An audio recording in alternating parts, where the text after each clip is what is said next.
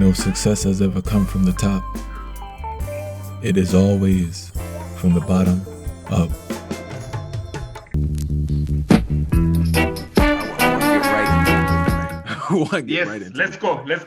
Let's go. And I want to speak about a concept of decolonizing masculinity, because what I notice is that the issue that I see is that in our system, especially as a person of African descent, it's very hard to provide for your family or receive a livable wage, right? But at the same time, in a capitalistic society, that's the standard of manhood, being able to provide, and that seems to create a problem. So how do we deal with that? Okay, so I think, because everything you have said is completely correct. It is very difficult to hold yourself up as a man and a woman in an oppressive society that specifically targets us as African people around the globe in so many different ways and for such a long time. We come from generations of oppressions. It's born into us when we come into this world. And so I think there's a number of things we need to do in order to approach. I think, first of all, we need to redefine what masculinity means, because we also realize that our understanding of the man's role over the years have been very much shaped by what Westernization and modernity has done to us. So we also mask very European and Eurocentric approaches to the role of the man within the Black community, within African communities. And one example of that is we say that the man is the breadwinner, the man is the one who goes out and gets the food to the table.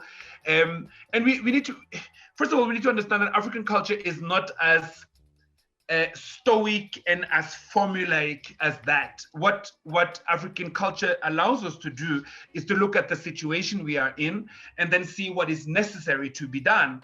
And what is necessary these days is Black people must support each other in the businesses that we do.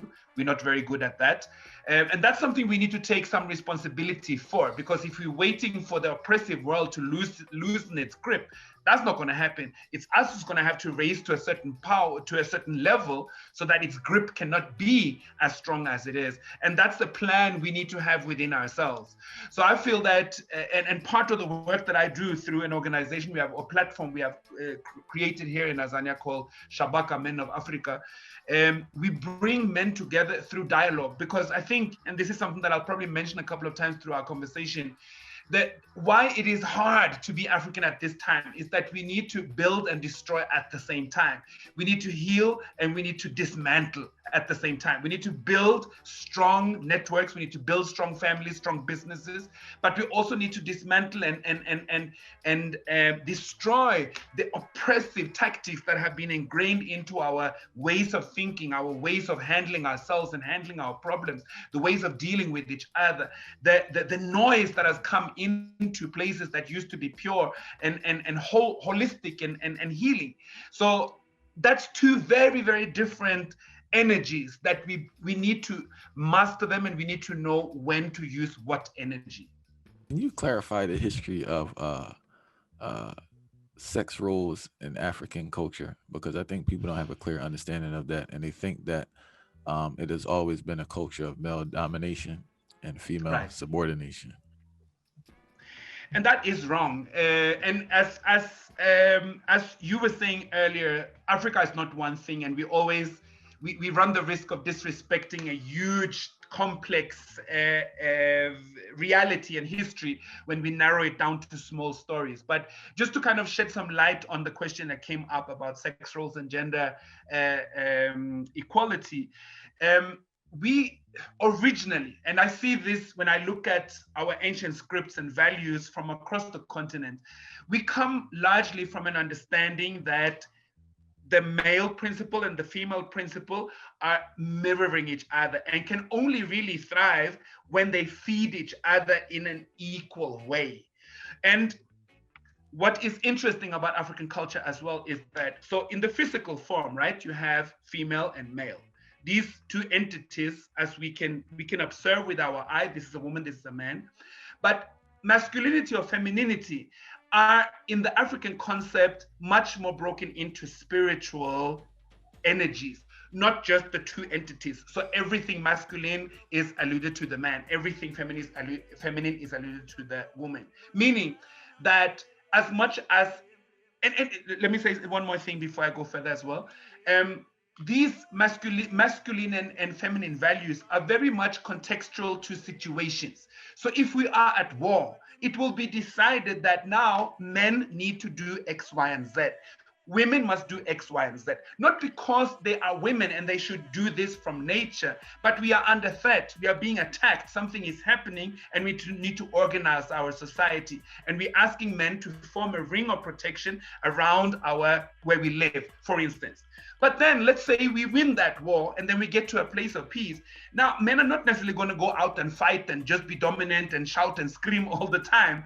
There would be rituals from when men came home from war that they had to go through certain processes to take off the energy that you need when you are in combat and battle, because that's an energy that if you bring it home, it will crush your family. So this is just to say that men are also expected to have tenderness, to have sensitivities, to have caring abilities, and it doesn't make them less men. But it speaks to context, it speaks to roles, and it also means that a man can be strong and sensitive at the same time. And I think through the Western script, we think either you're this or you're that. Like you can't have both. But that's what makes the African script so different. That you can have a woman who's super strong and has this militant force about her in a certain place, but is the kindest and most humble person in another space.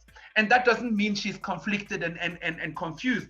It means that she understands what energy to tap into at what place. So basically, there's much more variety to the gender nuances within the African script than what we have gotten used to now under oppression.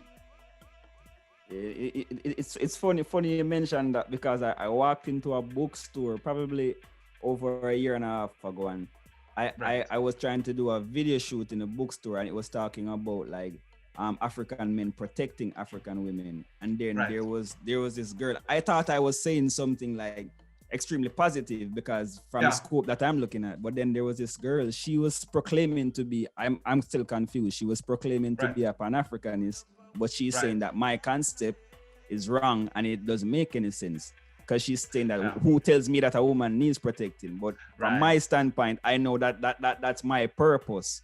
Why would I be on earth if it wasn't to protect the women that brought me to earth and nurtured me? So I feel like this confusion within the Eurocentric mindset has our people all over the place without direction. That's true. That's causing a major problem, you know?